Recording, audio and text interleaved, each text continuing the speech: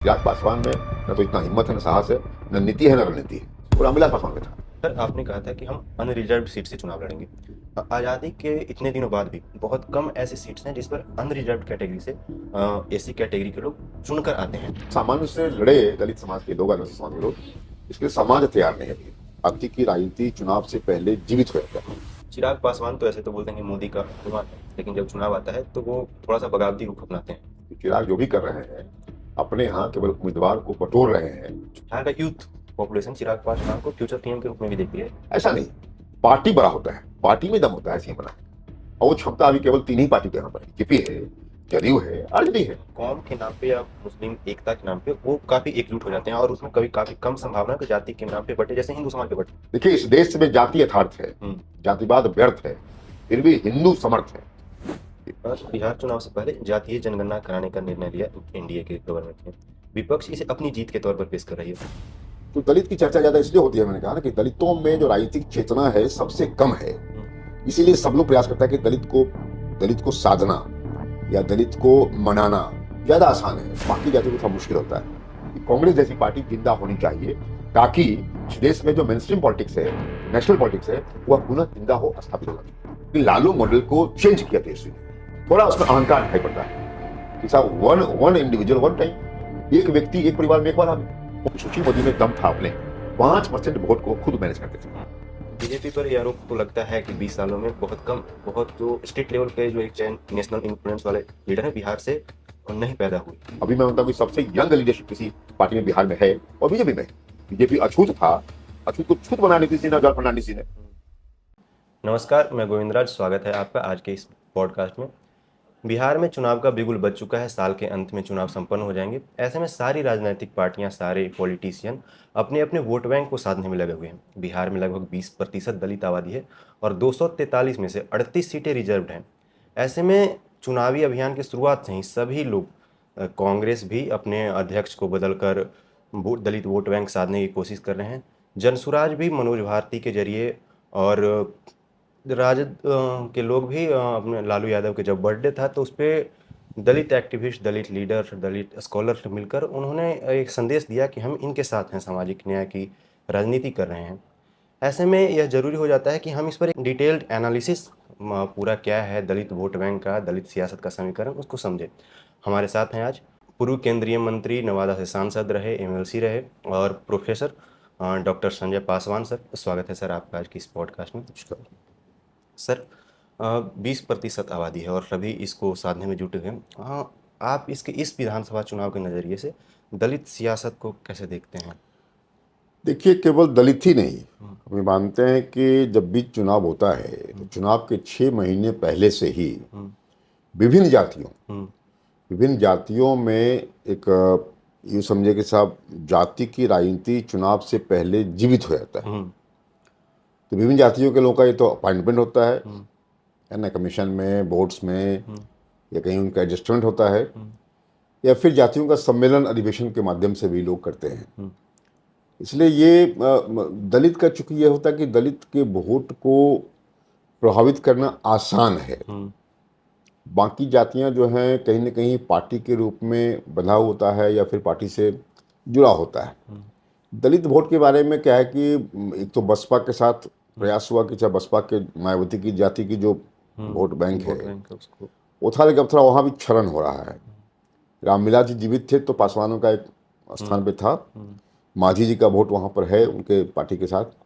लेकिन कुल मिलाकर के एक क्षरण और मेन स्ट्रीम पॉलिटिक्स की भावना कि मुख्य धारा में राजनीति में रहे हम सब लोग, ये दलितों में भी जगह है।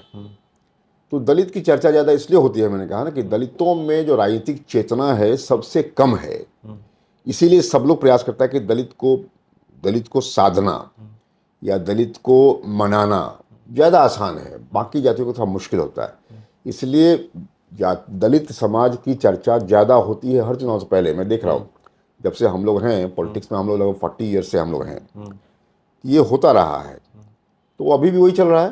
कुछ अपॉइंटमेंट्स हुए, दलित आयोग बना, महादलित आयोग बना, एससी कमीशन बना, तो ये सब हुआ। इस तरह से स्थितियाँ ये है। और 38 विधानसभा है, और विधानसभा में जो जीतते हैं लोग तो एक बड़ी संख्या होती है। दलित समाज का अपना रोल होता है, भूमिका होती है।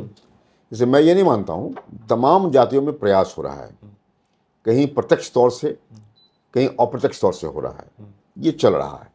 इसलिए हम मानते हैं कि, और करना भी चाहिए, सोशल इंजीनियरिंग इसी को कहते हैं। बिल्कुल। तो डिफरेंट डिफरेंट पार्टी अपने ढंग से सोशल इंजीनियरिंग कहें या सोशल सर्जरी भी करते हैं।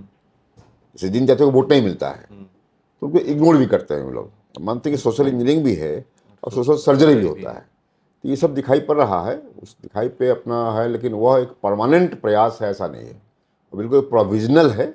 एक समझे कि साहब एक सामयिक प्रयास हो रहा है ये, इसलिए किसी का एकाएक सुने हैं या किसी का बहुत प्रेम हो गया है किसी समाज कम्युनिटी से, ऐसा नहीं है। सर, आपने कहा था कि हम अनरिजर्व्ड सीट से चुनाव लड़ेंगे। आज़ादी के इतने दिनों बाद भी बहुत कम ऐसे सीट्स हैं जिस पर अनरिजर्व्ड कैटेगरी से एससी कैटेगरी के लोग चुनकर आते हैं। तो क्या मतलब कि अभी समाज के लोग या जो राजनीति में हैं वो भी अभी स्वीकार करने के लिए तैयार नहीं है? इतने दिन बाद हम उस मुकाम तक नहीं पहुँचे जो संविधान में बाबा साहेब ने या जगजीवन राम ने बाद में प्रयास की? देखिए, कुल मिलाकर के एक आरक्षण जब हम लोग को हो गया तो आप समझे कि साहब आरक्षण के कारण एक बैसाखी हो गया, एक बैसाखी ही हो गया हुआ, और बहुत राजनीतिक चेतना नहीं था। जितने आरक्षित सीट थे, जिससे लोकसभा में यहाँ पे 8 सीट था रिजर्व, पहले जब 54 लोकसभा बिहार में था तो 8 सीट रिजर्व था। तो 8 में कांग्रेस वाले अपने अपने ढंग से विभिन्न जातियों, जो हमारी जो जातियां हैं, लगभग 23 जाति शेड्यूल कास्ट में है, उन विभिन्न विभिन्न 4 प्रमुख जातियों को देते थे टिकट। ये होता गया तो लोग एक डिपेंड कर गए, होता क्या ना, बैसाखी का सहारा जब मिल जाता है तो अपना प्रयास करना छोड़ देता है। अच्छा। बैसाखी के सहारे फिर हुआ कि साहब आरक्षण वाला सीट है ही, तो लोगों ने सोचना ही बंद कर दिया कि आरक्षित सीट से दलित आदिवासी भी हो सकता है, ये सोचना ही बंद कर दिया था लोगों ने। मैंने पहली बार हुआ क्या कि जब मैं 99 से 4 तक मैं एमपी था और 4 में चुनाव हार गया मैं, तो 9 में मैंने एक अभियान चलाया कि 9 में कहा भाई जब नवादा ही रिजर्व था तो मैं एमपी था, तो नवादा से हमको दिया जाए या फिर कोई सामान सीट से दिया जाए। तो लोगों ने बहुत उसका विरोध किया। हमारे अपने जो करीबी थे वह भी काफ़ी हमसे रूठ से गए, अच्छा। मतलब उठे, मतलब नाराज नहीं, रूठ से गए हमसे, क्या बात कर रहे हैं आप, तो आपको से बात नहीं बोलना चाहिए। फिर हमको लगा कि समाज तैयार नहीं अभी है, मतलब सामान्य से लड़े दलित समाज के लोग, आदिवासी समाज के लोग, इसके लिए समाज तैयार नहीं अभी है। चाहे वो तो हमने बहुत चर्चा फिर करना बंद कर दिया हमने। लेकिन आज ही मैं इस बात करूं कि मैं चुनाव रिजर्व से नहीं लड़ूंगा, मैंने तय कर लिया। दलित मुख्यमंत्री की बात करते हैं कि अब बिहार में ओबीसी बहुत समय से हैं, अब दलित मुख्यमंत्री को भी मौका मिलना चाहिए। तो आप किन को देखते हैं अगर बीजेपी से अगर दलित मुख्यमंत्री का चेहरा कोई होते हैं? ये बीजेपी में कई लोग हैं ऐसे। अब देखिए, अब जनक चमार नाम के व्यक्ति है, खूब अच्छा वक्ता है, अच्छे बोलते हैं, जनक चमार हैं। आप देख लेंगे साहब, कृष्ण पासवान जो भी मिनिस्टर हैं अभी, वो हैं इस तरह से, मतलब कि हमें लगता है एक शिवेश राम है एमपी मिनिस्टर ने एमएलए रहे कई बार वो, इस तरह से, मतलब ये सब लोग हैं, मतलब मुश्किल नहीं है। दलितों में क्या है कि हमारी पार्टी जो है ये बिल्कुल सांगठनिक पार्टी है, कैडर बेस्ड पार्टी है। तो कोई भी किस पद पे होता है, चाहे किसी भी जाति का हो, तो पूरा पार्टी का सपोर्ट मिलता है, और एक जो संघ परिवार है उसका भी संरक्षण मिलता है। इसलिए किसी भी व्यक्ति के लिए पार्टी चलाना या सरकार चलाना या संगठन चलाना मुश्किल नहीं होता है। बहुत सारे लोग, मतलब कहते हैं ना, जैसे परिवार में होता है कि बुआ है, मौसी है, चाची है, चाचा है, बड़े भाई हैं, मौसा है, इस ढंग से, मतलब कि ये तैयारी होती है। तो इसमें काफ़ी लोग होते हैं बीजेपी में, खासकर ऐसे कई सारे लोग हैं जिनका कोई पॉलिटिकल इंटरेस्ट नहीं है लेकिन लगे हुए हैं कि साहब बीजेपी ही बने रहे सरकार में। तो सपोर्ट चलता है तो सरकार बनी रहती है, और इसलिए बहुत ज़्यादा, मतलब किसी को एक्सपीरियंस के नाम पे छांट दें ऐसा नहीं होता है।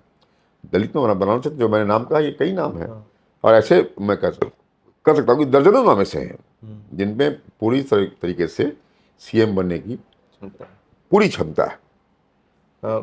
चिराग पासवान तो ऐसे तो बोलते हैं कि मोदी का हनुमान है, लेकिन जब चुनाव आता है तो वो थोड़ा सा बगावती रुख अपनाते हैं। इस बार नहीं कर सकते हम। अभी तो बोल तो रहे हैं कि 243 सीटों पर नहीं आप नहीं, अकेले पिछला बार का चुनाव उनका अनुभव है, और मैं दावे के साथ कहता हूँ कि चिराग जो भी कर रहे हैं अपने यहाँ केवल उम्मीदवार को बटोर रहे हैं, कि साहब ये कह रहे हैं अपने उम्मीदवारों को कि साहब हम लोग इतने सक्षम है कि जो चाहेंगे हम टिकट ले लेंगे। लेकिन इस बार बीजेपी जदयू ऐसा नहीं करने वाली है, और जदयू तो खास करके बहुत ज़्यादा हॉस्टाइल है। जदयू पिछली बार सफ़र किया था कि साहब से बहुत हॉस्टाइल है इस मामले में। हम ये मानते हैं कि केवल वो बार्गेनिंग कर रहे हैं। चिराग पासवान जी केवल सौदेबाजी कर रहे हैं ताकि उनको सीट अधिकाधिक मिल सके और अपने अधिकाधिक लोगों को एडजस्ट कर सकें, ये है। इसलिए उनका कोई भी ये नहीं है, और उनमें इतना हिम्मत नहीं है। वो रामविलास पासवान में था। रामविलास पासवान जी अलग चीज़ थे, लेकिन ये चीज़ चिराग पासवान में नहीं है। चिराग पासवान में न तो इतना हिम्मत है, न साहस है, न नीति है, न रणनीति है। इसलिए केवल बार्गेनिंग कर रहे हैं, और उस बार्गेनिंग के सामने में इस बार जदयू भाजपा वगैरह कोई उनके सामने मतलब झुकने वाली नहीं है। दलित समाज भी और बिहार का यूथ पॉपुलेशन चिराग पासवान को फ्यूचर टीएम के रूप में भी देखती है, या बहुत मतलब कि यूथ पॉलिटिक्स, लेकिन जो उनके पिछले राजनीतिक अनुभव हुए वो उतने खरे नहीं उतर पाए अगर देखा जाए तो। देखिए ना उम्मीद थी लोगों को। देखिए पार्टी में दम होता है, और कोई व्यक्ति के चाहने से या कुछ लोग, 1000 लाख लोग कुछ चाहने लगे तो सीएम हो जाएगा, ये बड़ा स्टेट है जी। ये 12-13 करोड़ का स्टेट है। इस स्टेट में मान लीजिए 1-8 लाख लोग हो गए, अब भीड़ में जुट जाते होंगे और कह दे कि साहब चिराग सीएम हो, ऐसा नहीं। पार्टी बड़ा होता है, पार्टी में दम होता है सीएम बनाने का, और वो क्षमता अभी केवल 3 ही पार्टी के यहाँ पर है। जो पार्टी सक्षम है, जिसका हर जिले में पार्टी है, वह बीजेपी है, जदयू है, आरजेडी है। वह पार्टी में, इसलिए वह दमखम न तो अभी जनसुराज में है, न तो लोजपा में है, और न ही मतलब कि रालोसपा में है, और न ही हम में है। वो पार्टी नहीं, वो सब किसी के साथ लग करके होता है ना, कि दाल भात पे चटनी जो है, ये हो सकता है। इसलिए ऐसा नहीं है। जो उनके लोग सोचते भी अगर हैं तो गलत सोचते हैं, ये हो सकता है। इसलिए पार्टी बनाता है सीएम, उनकी पार्टी में दमखम नहीं है, जैसे सीएम का सवाल नहीं उठता है जी। जनसुराज अभी इस बार जो बिहार के मुद्दे हैं उनको उठा करके एक जातीय पॉलिटिक्स जो बिहार की रही है उससे अलग बातें करने बोल रहे हैं कि हम विकास के नाम पे, पलायन के नाम पे, रोजगार के नाम पे, इन पे हम वोट लेंगे। हमारी शुभकामना है। देखिए इस देश में जाति यथार्थ है, जातिवाद व्यर्थ है, फिर भी हिंदू समर्थ है। और हिंदू इतना समर्थ है कि मुसलमानों में भी जातियों में हम लोगों ने उसका कर दिया है। देख लीजिए आप, जो पसमानदा मुसलमान है, एक बड़ा सेक्शन है, और उस बड़े सेक्शन में बड़ा तरफ थी कि जो उसके जो अशराफ लोग हैं, जो उसके जो अपर क्लास के जो मुस्लिम हैं, उनसे परेशान था वह। आज भी इस देश में जो अच्छे पोजीशन में हैं, चाहे गवर्नमेंट ऑफ इंडिया का मिनिस्ट्री ऑफ माइनॉरिटी अफेयर्स हो, या माइनॉरिटी कमीशन हो, या उर्दू प्रमोशन काउंसिल हो, उन तमाम जगहों पर जो है वही अशराफ बैठे हुए हैं, जो बड़े हाई कास्ट मुस्लिम हो बैठे हुए हैं। आप बिहार में देख ले, आप हाई कास्ट मुस्लिम एमएलएज हैं, बैठे हुए सब लोग हैं। इसीलिए मोटा मोटी हम लोग इस पक्ष में हैं। उसमें जात भले ना हो, लेकिन उसमें जो गरीब तबका का लोग है, और उसमें पसमानदा लोग है, उसकी चिंता बीजेपी को करनी चाहिए, जदयू को करनी चाहिए, और हम लोग कर रहे हैं। कौम के नाम पे या मुस्लिम एकता के नाम पे वो काफ़ी एकजुट हो जाते हैं, और उसमें कभी काफ़ी कम संभावना है कि जाति के नाम पे बटे, जैसे हिंदू समाज के बटते हैं। तो वो क्योंकि जब फिलिस्तीन का भी मुद्दा चलता है या अरब जगत में भी कुछ होता है तो एकजुट होते हैं, चाहे ईरान ही क्यों ना हो। तो वो जाति वहाँ पर थोड़ा सा वो उनका है। देखिए मैं सहमत इस बात से हूँ कि उनका क्या है कि जमात और उनका धर्म, देखिए एक तो इस्लाम या क्रिश्चियन जो रिलीजन है, यह रिलीजन में एक प्रॉफिट है, एक ईश्वर है, एक क्राइस्ट है, एक उनका बाइबल है, एक उनका कुरान है। हमारे यहाँ क्या है, हमारे यहाँ तो इतने कहते हैं 33 करोड़ देवी देवता का देश है ये, और हर दिन नए आ भी जाते हैं। हाँ, और हर दिन बिल्कुल नए ढंग से, चूंकि हमारा देश जो है, हमारा जो हिंदू समाज है, वो खोजियों का समाज है, खोज करता रहता है, शोध करता रहता है। इसलिए हम लोग कहते हैं कि हम लोग जो है रिलीजन जो हमारा है वो सीकर्स का है, और उनका बिलीवर्स का है। सीकर्स कहते हैं जो खोज रहे हैं, जो शोध करते रहते हैं, और जो बिलीवर है वो विश्वास करते हैं, वो फिर चर्चा नहीं करते हैं, आर्गुमेंट नहीं करते हैं। हमारे यहाँ आर्गुमेंट का स्कोप है जी, हमारे यहाँ पूरा तर्क वितर्क होता है, शास्त्रार्थ होता है, तब क्या करते हैं। इसलिए स्वाभाविक तौर से हमारे यहाँ जो विभिन्न मतधारा है, इसलिए विभिन्न मतलब की मतभेद रहते हैं, लेकिन मतभेद के बावजूद भी वर्तमान की केंद्र की सरकार ने और हमारे अटल जी के बाद से भाई नरेंद्र मोदी जी ने निश्चित तौर से एक हिंदुओं को जोड़ने का जो प्रयास किया है वो बात है। और इसीलिए मैं मानता हूं कि उनको एक एकजुट करने में जो प्रयास किया है इन्होंने, अच्छे ढंग से किया है, बहुत विवेकपूर्ण ढंग से और तर्कपूर्ण ढंग से किया है। इसलिए मुस्लिम समाज बिलीवर्स का है, हमारा समाज सीकर्स का है। इसलिए हमारे उन तमाम सीकर्स को एक अच्छा मैसेज दे सके हैं। और अटल जी के साथ साथ मतलब ये तमाम जो अभी वर्तमान प्रधानमंत्री हमारे हैं नरेंद्र मोदी जी, वो भी कर रहे हैं। इसलिए मैं मानता हूँ कि ग्रेजुअली जो एक जनरल मुद्दे हैं, आम जन का जो मुद्दा है, जो इशू है, उसको लेकर के किया है। आप देखें कि बीजेपी का जो स्ट्रेस है, हम ये मानते हैं कि बीजेपी का स्ट्रेस जो है, आपको गौर करेंगे आप, तो उस स्ट्रेस पे मतलब ज्ञान में मानता हूँ, ज्ञान, GYAN, ये ज्ञान दिया उन्होंने और ज्ञान के लिए कर रहे हैं। जी है गरीब, वाई है युद्ध, ए है आत्मनिर्भर जो एग्रीकल्चर है वो है, एन है नारी है। आप देखेंगे गरीब के लिए भी, यूथ के लिए भी, है ना, और जो आत्मनिर्भर किसान बना है उसके लिए भी, और साथ साथ नारी के लिए विशेष तौर से प्रयास हो रहा है।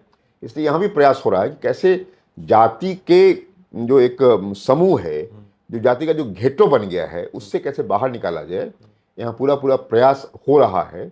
बीजेपी के लोग कर रहे हैं, जिसकी शुरुआत अटल बिहारी जी ने की थी, और नरेंद्र मोदी जी उसको कर रहे हैं। इसलिए हमें विश्वास है कि जाति के साथ साथ, धर्म के साथ साथ सर्व समाज की बात, सर्व जाति की बात और सर्व क्षेत्र की बात वर्तमान एनडीए की गवर्नमेंट कर रही है। और उसमें हमारे नरेंद्र मोदी जी का बहुत बधाई के पात्र हैं कि उन्होंने काफ़ी कुछ किया है और काफ़ी उन्होंने डेंट लगाया है तमाम समाज में, अपने वोट को बढ़ाने का काम किया है। बिहार चुनाव से पहले जातीय जनगणना कराने का निर्णय लिया एनडीए के गवर्नमेंट ने। विपक्ष इसे अपनी जीत के तौर पर पेश कर रही है। क्या यह विपक्ष की वास्तविक जीत है? राहुल गांधी भी कह रहे हैं कि हमने करवा लिया, तेजस्वी यादव भी कह रहे हैं कि अगर नहीं करते तो हम करवा लेते, या हमने कर किया बिहार में जब हमारी सरकार थी। या यह बीजेपी की कोई रणनीति है इसके जरिए? देखिए, निश्चित तौर से विपक्ष जो बात मांगता है, जो पक्ष कह रहा है, उसके अपने तर्क होते हैं। हम ये मानते हैं कि इन बातों को समाजवादियों ने काफी उठाया था, कांग्रेसी बाद में उठाया उसको। ये समाजवादियों का, खासकर लोहियावादियों का विशेष तौर से ये रहा है कि जाति जनगणना हो। उसके बाद अभी भी कम्युनिस्ट इस बात को नहीं मानता है, लेकिन समाजवादियों ने, सोशलिस्टों ने, लोहियावादियों ने इस चीज को रखा। बाद में कांग्रेस ने इसको ऑप्ट किया और हमारे अभी चर्चाएं चली, खूब चर्चा हुआ इस बात पे, बहस चला। उस बहस में बीजेपी भी तैयार हो गया है कि हम करवाएंगे। तो उनका अपना ढंग होता है करवाने का, वो अपने ढंग से करते। लेकिन हम सब लोग देख करके तय करेंगे कि हमारा जो मॉडल होगा जाति का जनगणना का, वो उनसे अलग होगा। अच्छा। क्योंकि उनके मॉडल में या उनके प्रयास में या उनके किसी मांग में बहुत गंभीरता नहीं होती है और उनका एक तैयारी नहीं होता है। हमारे यहाँ पूरा ग्राउंड वर्क कर करके और उसका पूरा क्या होगा, उसका पूरा रोडमैप क्या होगा, ये बनाया गया है। इसीलिए हमें लगता है कि निश्चित तौर से कैसे जाति जनगणना के माध्यम से हम जातीय विभेद कम कर सकते हैं। क्या जो जातियों में विषमता, आर्थिक विषमता है या सामाजिक विषमता है या बौद्धिक विषमता है, हम कम कर सकते हैं क्या? हमारा प्रयास ये है।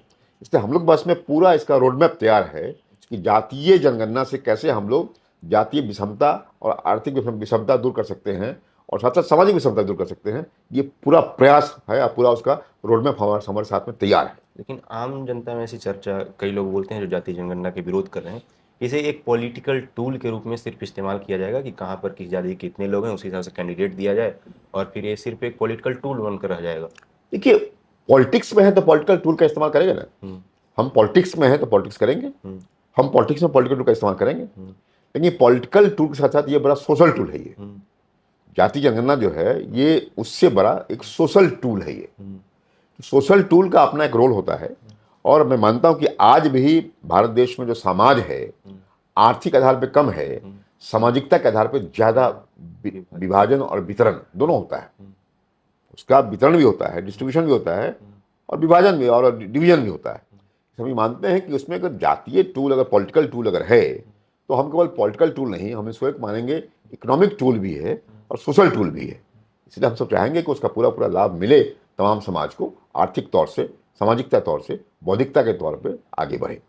जातीय जनगणना के पास चर्चा होती है, अगर ये आता है तो इसमें सब ओबीसी और एससी में सब कैटेगरी आएगी। और सब कैटेगरी इसलिए, और रोहिणी कमीशन के जो रिपोर्ट थे, क्योंकि वो जारी नहीं हुआ, लेकिन हाँ ऐसी संभावना है कि उसे भी लागू किया जाए।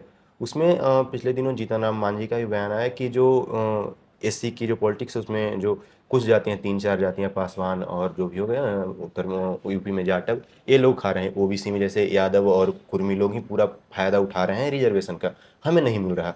तो इस पर आपके क्या विचार हैं? वहीं चिराग पासवान देखिए, इसका विरोध करते हैं। हाँ नहीं, हम लोग भी, चिराग ने भी कभी विरोध में तो किया। जब चिराग ने पहले कहा था कि हम लोग में जो सक्षम है, क्रिमिलियर है, बाकी इसकी बात किया था उसने। देखिए, हम इस पक्ष के हमने तो मेरा इस पे एक रिसर्च ही हुआ है। मैं प्रोफेसर के नाते मैंने इस पे एक रिसर्च ही किया था, और हमने काफ़ी स्टडी किया देश भर में जहाँ जहाँ है। ये सब जगह है, एक ग्रुप डोमिनेंट है और एक ग्रुप डोरमेंट है, ये है सब जगह। तो उस पर कैसे, मतलब कि डोरमेंट को डोमिनेंट किया जाए उस ग्रुप में, उस समूह में, ये आवश्यकता है इस चीज़ों का। लेकिन हम इस पक्ष के हैं कि जो जातियां हैं, उन जातियों में जो एक खास मकसद पे, अब जितना नाम का परिवार है, सक्षम है, 5-5 एमएलए उस परिवार में है, तो अगर मुसहर को दिया जाए तो मुसहर में उनको क्यों दिया जाएगा? उस परिवार को मुसहर में दूसरे को मिलना चाहिए। पासवान परिवार में हमारा परिवार है, हमको क्यों मिलेगा? हमारे बाद जो छूटा हुआ लोग है उसको मिलना चाहिए। हमारा भाई गरीब हमसे है, उसको मिलना चाहिए, हमको क्यों मिलेगा? तो मतलब यह है कि जाति पे नहीं हो, इंडिविजुअल पे हो, व्यक्ति पे हो, परिवार पे हो। केवल जाति को ड्रॉप नहीं किया जाए। हम इस पक्ष में कि इस पर चर्चाएं होनी चाहिए, और चर्चा गंभीरता से होनी चाहिए। अब सवाल है कि इस बात करने का, रामविलास पासवान जी के नाम पे, उनकी लिगेसी के नाम पे अब भोग रहे हैं ये। तो जो लिगेसी पॉलिटिक्स है, जब मैंने तय किया कि मेरा बेटा जब पॉलिटिक्स में आया, मैंने कहा कि मैं पॉलिटिक्स से अपने आप को बाहर करता हूँ। अच्छा, मैं अपने आप को पावर पॉलिटिक्स से बाहर कर लिया हूँ। पार्टी पॉलिटिक्स में हूँ, क्यों, बाई चॉइस है, पार्टी में थे, पार्टी में है, लेकिन पावर पॉलिटिक्स में कोई चुनाव नहीं लड़ूंगा, ये तय कर लिया हमने। मोटा मोटी ये सब में इतनी हिम्मत है तो कहे कि साहब, वन इंडिविजुअल वन टाइम, एक व्यक्ति एक परिवार में एक बार आवे, वन टाइम आवे। तो कहीं ना कहीं एक लॉजिकल ढंग से करना होगा। आप कहेंगे भाई मुसहर को ये कर दीजिए, अब मुसहर में आपके परिवार के लोग आएंगे, तो फिर तो वही बात हो जाएगी। जिस दृष्टिकोण से आपने रामविलास पासवान का विरोध किया, वो फिर आप कर रहे हैं। इसलिए थोड़ा इसको लॉजिकली, रैशनली, विवेक से और तर्क से इस बात करना चाहिए, कैसे इसका डिवीजन होगा। जैसे ओबीसी में हुआ ना भाई, ओबीसी में किया कि भाई, अपने कमीशन ने कहा कि जो क्रीमिलियर है, तो लगाओ क्रीमिलियर, तय करो, क्रीमिलियर्स हो। लेकिन जाति के आधार पर करेंगे आप तो ठीक नहीं है। इसलिए फैमिली हो, परिवार हो, या क्रीमिलियर लगे, ये बात होनी चाहिए। इसलिए मैं इस पक्ष का हूं कि हो, लेकिन एक विवेकशील ढंग से हो और तर्कशील ढंग से किया जाए उसको। कांग्रेस बिहार में काफ़ी दिनों बाद अपनी कमबैक की तैयारी कर रही है, और दलित पिछड़ों के चर्चा काफ़ी सामाजिक न्याय के नाम पे बहुत ज़्यादा, मतलब कि पूरा पॉलिटिकल अपना वोट बैंक फिर से बनाने की कोशिश कर रही है। इसको आप कैसे देखते हैं? आई विश, मेरी इच्छा सदिच्छा हमारी है कि कांग्रेस को जिंदा होना चाहिए। देखिए, इस देश में दो बड़ी पार्टी को रहना आवश्यक है। हम लोग, बीजेपी एक बड़ी पार्टी तो हो गई है निश्चित तौर से, और जो छोटी पार्टियां जिस ढंग से बार्गेनिंग करती है, और छोटी पार्टी जिस ढंग से सौदेबाजी करती है, और पेटी पेटी इशूज को, छोटे छोटे मुद्दे को लेकर के जो जिस ढंग से वो तंग परेशान करती है बड़ी पार्टियों को, ये अच्छी बात नहीं है। इसलिए हम एक पॉलिटिकल साइंटिस्ट के नाते, एक पॉलिटिकल एक्टिविस्ट के नाते, हम ये प्रयास करेंगे, चाहेंगे कि कांग्रेस जैसी पार्टी जिंदा होनी चाहिए, ताकि इस देश में जो मेनस्ट्रीम पॉलिटिक्स है, नेशनल पॉलिटिक्स है, वह पुनः जिंदा हो, स्थापित होना चाहिए। आज़ादी के टाइम में कांग्रेस था, कम्युनिस्ट था, दोनों नेशनल पार्टी थी। कम्युनिस्ट खत्म हो गया बाद में, लेकिन कभी भी सोशलिस्टों ने कोई विकल्प नहीं दिया। लेकिन पहली बार इस देश में हम सब लोगों ने, राष्ट्रवादियों ने, बीजेपी के लोगों ने एक बड़ा विकल्प खड़ा किया है। तो हम चाहते हैं कि एक राष्ट्रीय स्तर की पार्टी, जो कांग्रेस में संभावनाएं बची हुई अभी है, उन संभावनाओं को अगर होता है तो ठीक ठाक है, और कांग्रेस पार्टी खड़ी होगी तो इस देश के लिए अच्छा है, इस राष्ट्र के लिए अच्छा होगा। दलित वोट बैंक का रुझान उस तरफ जा सकता है, किस तरफ जा रहा है आप अगर देखते हैं? क्योंकि देखिए, बता दें आपसे, आज भी मैं मानता हूं निश्चित तौर से कांग्रेस भले कमजोर हो गई है, लेकिन जो दलितों का जो एक स्वभाव है, वह स्वभाव जो है, वो स्वभावतः जो है, वह दलितों का स्वभाव ही है कि कांग्रेस को वोट करने का स्वभाव होता है। अच्छा, मगर आज की तारीख में कांग्रेस चूंकि उतना फिट नहीं बन सका है, तो वो उसका अधिकांश वोट जो है अभी क्षेत्रीय पार्टी लेता है। कांग्रेस का जो वोट बैंक था वह बिहार में चला गया, आरजेडी के साथ चला गया, वो बहुत चला गया, जदयू के साथ चला गया। चल गया। तो मोटा मोटी मतलब एक स्वाभाविक जो है, स्वाभाविक जो रुझान होता है दलित समाज का, गरीबों का, वह कांग्रेस के प्रति रहा है, निश्चित तौर से मैं मानता हूँ। और उसके बाद से मैं मानता हूँ कि छोटी पार्टियों ने लिया विभिन्न जगहों पर, और उसके बाद से मतलब बड़ी पार्टी में हम लोग जो है, हम लोग विशेष प्रयास किया हम लोगों ने है, तो आज की तारीख में हम लोग को भी लगभग 40% वोट दलितों का मिलता है। अच्छा। और 60% में बाकी छोटी पार्टियां हैं। कांग्रेस को मुश्किल से 10% मिलता होगा। लेकिन जो रुझान है और स्वभाव है दलितों का, वह कांग्रेस के प्रति थोड़ा फ्रेंडली रहता है। लेकिन अब आज की स्थिति में न तो बीजेपी की वो स्थिति, न तो कांग्रेस की स्थिति वह बिहार में है, न ही मतलब वो स्थिति उसका यूपी में है। तो हिंदी बेल्ट में वह स्थिति नहीं है, वह स्थिति क्षेत्रीय पार्टी ने उसका ले लिया है। और हमारी शुभकामना है, मैं क्षेत्रीय पार्टी के बहुत पक्ष में नहीं होता हूँ। अच्छा। मैं चाहता हूं कि सब क्षेत्रीय पार्टी बजाय राष्ट्रीय स्तरीय पार्टी स्ट्रांग हो। इसलिए हमारी शुभकामना, शुभेच्छा है कि कांग्रेस के लोगों को सद्बुद्धि आए, ताकि वो अपने पुराने मुद्दे पे लौटे और दलित गरीब के समाज को जोड़ सके। बीजेपी की जो आइडियोलॉजी रही है, जो शुरुआत ने राजनीति की शुरुआत हिंदू राष्ट्र और अखंड भारत, पूरी राष्ट्रवादी रही है। ऐसे में संभावना, जब धीरेन्द्र शास्त्री पिछले दिनों पटना आए थे और उन्होंने कहा कि हिंदू राष्ट्र अगर भारत बनता है तो इसकी शुरुआत बिहार से होगी। ऐसे में जो सोशलिस्ट या कम्युनिस्ट हैं वो कहते हैं कि अगर हिंदू राष्ट्र बना दे तो उसमें दलितों की स्थिति क्या होगी, उनकी भागीदारी क्या होगी, क्योंकि फिर वो मनुस्मृति की बात करते हैं कि क्या वही तो नहीं दिया जाएगा जो मनुस्मृति में था हिंदू राष्ट्र में? नहीं नहीं नहीं, ऐसा बता देखिए, एक तो जिसने भी ये बयान दिया है कोई आधिकारिक व्यक्ति तो है नहीं, कोई आधिकारिक व्यक्ति नहीं है वो। और जो आधिकारिक व्यक्ति हैं उन्होंने लगातार कहा है, चाहे बीजेपी के लोग हों, चाहे संघ के लोग हों, कहते रहे हैं कि हम लोग कहीं से मनुस्मृति, आज का मनुस्मृति हमारा भारतीय संविधान है। ये है, आज का मनुस्मृति संविधान है। आज का जो संविधान भारत का है वही मनुस्मृति है। मनुस्मृति उन दिनों था जिन दिनों कोई संविधान नहीं था, कोई कोड नहीं था, एक कोड बनाया है। और मनुस्मृति के बारे में एक उस पर शोध हो, रिसर्च हो। एक दुनिया में हम मानते हैं कि आज जो भी कानून बन रहा है, देखिए परंपराएं कानून थी पहले, जब संविधान नहीं था, विधान नहीं था, तो परंपराएं थी, कन्वेंशन था, ट्रेडिशंस था, फैमिली सिस्टम था, वो सब था। तो हम मानते हैं कि मनुस्मृति भी एक पहला जो है इस देश में, भारत देश में पहली बार कोई कोड बना, जो पहला बार लिखा गया वह मनुस्मृति था। उसमें कई बात उस समय के लिए, उस समय का प्रभावी रहा होगा, अभी नहीं है।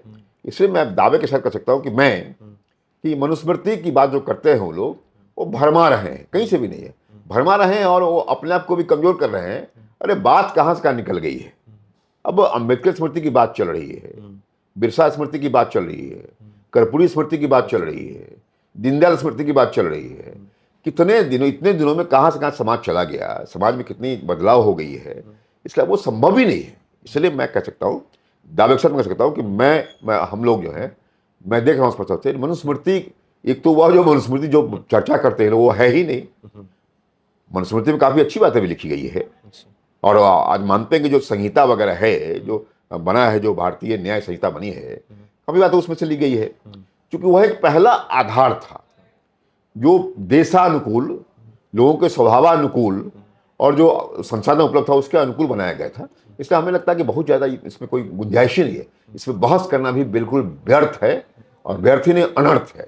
ये बहस करना बेकार है। जो ये बोलते हैं उनको और कोई मुद्दा ही नहीं है, उनकी सोच नहीं है, चिंतन नहीं है, उनका दर्शन नहीं है उनका। अरे दर्शन कहाँ से निकल गया है, नई पॉलिटिक्स हो रही है, उसकी बात करो तुम। इसलिए हमें लगता है निश्चित तौर से कि इन बातों को देखना चाहिए। और हम मानते हैं कि पहली बार आरजेडी ने चेंज किया अपना, जब आरजेडी के अभी जो नेता हैं उन्होंने कहा कि साहब मैं बात कर रहा हूँ ए टू जेड की बात कर रहा हूँ, बदलाव आया, ए टू जेड ने उसका मैसेज दिया, उसका सीट बढ़ा पिछली बार। तो मैं कहता हूँ कि अब तो चेंज करना पड़ेगा। इसलिए मनुस्मृति की बात करने वाले लोग बिल्कुल बेवकूफ़ लोग हैं, अनर्थी लोग हैं, बेकार के लोग हैं, जिनको कोई समझदारी नहीं है, कोई मुद्दा नहीं है, वही बात करते हैं। अब सांप्रदायिक के बाद सांप्रदायिक होना, क्या बात, ये सब कोई मुद्दे खत्म है। ये सांप्रदायिकता की बात करना कोई सवाल नहीं उठता है। इसलिए सांप्रदायिकता मनुस्मृति की बात करने वाला जो लोग हैं वो बेकार लोग हैं, निरर्थक लोग हैं, उनका कोई मतलब आज के ज़माने में नहीं है। सर, आरजेडी अपने आप को फिर से सामाजिक, लालू यादव को सामाजिक न्याय के मसीहा के तौर पर पेश करती है और काफ़ी हद तक वो सफल भी हुए हैं इसमें। और तेजस्वी यादव भी अपने आप को उस टाइप के, उस लेगेसी को आगे बढ़ाने की कोशिश कर रहे हैं। बिहार के पॉलिटिक्स में आरजेडी की जो तेजस्वी यादव की जो नई रणनीति है A to Z की, इसको कैसे देखते हैं? देखिए, हम ये मानते हैं कि लालू मॉडल की पॉलिटिक्स वो अलग थी अच्छा और उस समय का वह जरूरत रहा होगा, अच्छा। लेकिन लालू मॉडल को चेंज किया तेजस्वी ने। हम तेजस्वी को इसके लिए हम शुभकामनाएं देते हैं हम लोग। तो चेंज किया, चाहे वह बोली भी जो बोल रहा है और सबकी बोली बोल रहा है, इसलिए A to Z की बात कर रहा है, किया उसने है और चल रहा है। थोड़ा उसमें अहंकार दिखाई पड़ता है, थोड़ा अहंकारी लगता है, गंभीर, बहुत ज्यादा गंभीरता बनता है, तो लगता है कि सब क्रोधी है उसका, थोड़ा चेंज करे। तो लालू जी का अपना तौर तरीका था, वो उस समय में 90 के बाद के समय में लालू जी नेसेसिटी थे, आवश्यकता थे बिहार के समाज के लिए। आज के समाज में जो सोशलिस्ट है, समाजवादी है, आज के समाज में नीतीश जी हैं। नीतीश जी जैसे समाजवादी लोग जिनके साथ हम सब लोग हैं, और नीतीश जी ने हम सब लोग को, बीजेपी अछूत था, अछूत को छूत बनाया नीतीश जी ने, जॉर्ज फर्नांडिस जी ने, तो हम सब लोग को ही जोड़ा। इसलिए हम भी कह सकते हैं कि हम भी आजकल हमारा बीजेपी है, वह भी बीजेपी एक समाजवादी राष्ट्रवादी है। अच्छा। और नीतीश जी राष्ट्रवादी समाजवादी है। आपने समाजवादी राष्ट्रवादी, जी, भगवा समाजवाद एक नया टर्म इस्तेमाल आ रहा है। ठीक है। भगवा शब्द को मैं बहुत ये नहीं करता हूँ। भगवा शब्द एक बिल्कुल धार्मिक शब्द है, वो अच्छा। भगवा ध्वज है और धार्मिक शब्दों को बहुत इस्तेमाल नहीं करना चाहिए। इसलिए हम ये मानते हैं कि समाजवादी राष्ट्रवादी और राष्ट्रवादी समाजवादी का एक अच्छा समन्वय बिहार में हो गया है, जिसको कोई अभी चुनौती देता हुआ दिखाई नहीं पड़ रहा है। हाँ, नई जनरेशन को या नेक्स्ट जनरेशन की पॉलिटिक्स या जो वर्तमान जो पॉलिटिकल जो लीडर आ रहे हैं, जैसे तेजस्वी यादव, कन्हैया कुमार हैं, मुकेश सहनी हैं, चिराग पासवान हैं, इनके हाथों में बिहार को फ्यूचर को कैसे देखते हैं? अब बिहार में क्या है, अब तो नीतीश जी खुद अब 75 के हो गए हैं। हमारे खुद कई नेता सब सीरियस ये हो गए हैं, बल्कि अभी मैं मानता हूँ कि सबसे यंग लीडरशिप किसी पार्टी में बिहार में है और बीजेपी में है। एक लीडरों का फौज है, डिफरेंट कास्ट में भी, सवर्ण में भी, बैकवर्ड्स में भी, दलित में भी, महादलित में भी, एक से एक हमारे पास में गैलेक्सी ऑफ लीडर्स है, टीम ऑफ लीडर्स है। इसीलिए मैं मानता हूं कि सबसे यंग लीडरशिप हमारे यहाँ है। तब कि हमारी पार्टी जो है संगठन केंद्रित है, हमारी पार्टी में व्यक्ति का ये नहीं प्रभाव होता है। इसीलिए कई लोग हैं हमारे पास, डिफरेंट कास्ट के लोगों में लगभग मैं मानता हूं कि 50 लीडर ऐसे हैं जिनमें पूरी क्षमता है, पूरी औकात और ताकत है या पूरी समझदारी है सीएम बनने का। इसलिए हम मानते हैं कि सबसे यंग हमारे यहाँ है। और वो लोग जो पार्टी छोटी पार्टी है, उसमें एक ही नेता है, एक ही सुप्रीमो है, तो इसलिए दिखाई पड़ता है। इसमें मानता हूं कि निश्चित तौर से आपने जो चर्चा की जिन नामों का, उस नाम में दम है, अपने अपने समाज में उसका पकड़ है। और एक बड़ा नाम जो आपने कहा कि जो कन्हैया कुमार का नाम है, मानते हैं कांग्रेस के लिए एसेट हुआ, कांग्रेस पूरा उसका इस्तेमाल करे, वो एसेट है, अच्छा बोलता है, अच्छा संगठन करता है वो आदमी। इसलिए अब कांग्रेस कितना उनका इस्तेमाल कर पाता है। अभी तो वर्तमान जो बंदी था, वो बेचारे को रथ पे चढ़ने नहीं दिया। इस रंग से अगर बेईमानी करेगा लोग, अगर कि अच्छे ढंग के लोगों को बहुत ये नहीं करेगा। कई आलोचक जो कह रहे थे कि तो इसीलिए मानते हैं कि अच्छे लोग सब हैं और लोग बाग हैं, लेकिन उससे कई गुना अच्छे हमारे यहाँ लोग हैं। हमारे यहाँ चूंकि व्यक्ति केंद्रित नहीं है, हमारे यहाँ दल केंद्रित है, समाज केंद्रित है, समूह केंद्रित है, लेकिन लीडरशिप हमारे यहाँ बहुत ज्यादा है। अब विभिन्न जातियों में लीडरशिप हमारा है। जी, बीजेपी पर ये आरोप तो लगता है कि 20 सालों में बहुत जो स्टेट लेवल के जो एक चैन नेशनल इन्फ्लुएंस वाले लीडर हैं बिहार से नहीं पैदा हुए। एक आम जन में ऐसी एक अवधारणा है। देखिए, लीडरशिप का कोई प्रोजेक्शन नहीं। बड़ी पार्टी में क्या होता है, निश्चित तौर से केंद्रीय स्तर पर निर्णय होता है। लोग अपने दिखाए तो आप देखिए कि आप हमारे यहाँ सुशील मोदी जी बहुत लंबे समय तक असमय चले गए और उनका जाना हम लोग के लिए बहुत नुकसान है। जाना, चूंकि वह, मैं मानता हूं कि सुशील मोदी में दम था, अपने 5% वोट को खुद मैनेज करते थे। अपने खूब दौड़ धूप करना, अपने यात्रा करना, अपने मतलब कि कैंपेनिंग करना उनका तौर तरीका था। तो उस 5% को कैसे मैनेज करना है, ये बीजेपी के लिए बड़ा चुनौती है। और हम सब लगेंगे कि 5% मैनेज हमारा हो जाए ताकि सुशील मोदी की भरपाई की जा सके। और सुशील मोदी की बात आप देख लें, आप नंद किशोर यादव जी हैं, चुनाव कभी नहीं हारे, स्पीकर भैया हमारे हैं। प्रेम कुमार जी हैं, पिछड़ा समाज से आते हैं। हम लोग रहे, एमपी रहे, मिनिस्टर रहे, एमएलसी रहे, हम सब लोग लगे हुए हैं। अब इस तरह से कई लोग हैं, कई मामले में हैं। अश्विनी चौबे जी हैं, लगे हुए लोग हैं। इसलिए राजीव प्रताप रूडी हैं, रविशंकर प्रसाद जी हैं। तो हमारे यहाँ अभी भी मतलब क्या, अभी इन सीनियर लीडर्स में लगभग 20 लीडर ऐसे हैं जिनको पूरा पूरा अनुभव है और जिन पे पार्टी भरोसा कर सकती है। और ये सब लोग तैयार हैं अपने सेवा देने के लिए ईश्वर ये कहना कि साहब कोई लीडरशिप नहीं है, 20-20 लीडरशिप हमारे पास में है।